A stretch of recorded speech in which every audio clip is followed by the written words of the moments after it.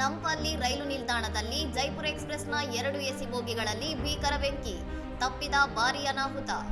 ಶುಕ್ರವಾರ ಸಂಜೆ 7 ಗಂಟೆಗೆ ಹೈದರಾಬಾದ್ನಿಂದ ಜೈಪುರಕ್ಕೆ ಹೊರಡುವ ಸ್ವಲ್ಪ ಸಮಯದ ಮೊದಲು ವಿಶೇಷ ಎಕ್ಸ್‌ಪ್ರೆಸ್ ರೈಲಿನ 3 ಹಂತದ ಎಸಿ ವಿಭಾಗದ B1 ಮತ್ತು B2 ಬೋಗಿಗಳಲ್ಲಿ ಆಕಸ್ಮಿಕವಾಗಿ ಬೆಂಕಿ ಕಾಣಿಸಿಕೊಂಡಿದೆ. ಬೆಂಕಿ ಹೊತ್ತಿಕೊಂಡ ತಕ್ಷಣವೇ ಜಾಗೃತಗೊಂಡ ರೈಲ್ವೆ ಸಿಬ್ಬಂದಿ ಹತ್ತಿರದ ಇತರೆ ಬೋಗಿಗಳಿಂದ ಪ್ರಯಾಣಿಕರನ್ನು ತಕ್ಷಣವೇ ಸುರಕ್ಷಿತ ಸ್ಥಳಗಳಿಗೆ ಸ್ಥಳಾಂತರಿಸಿದ್ದಾರೆ.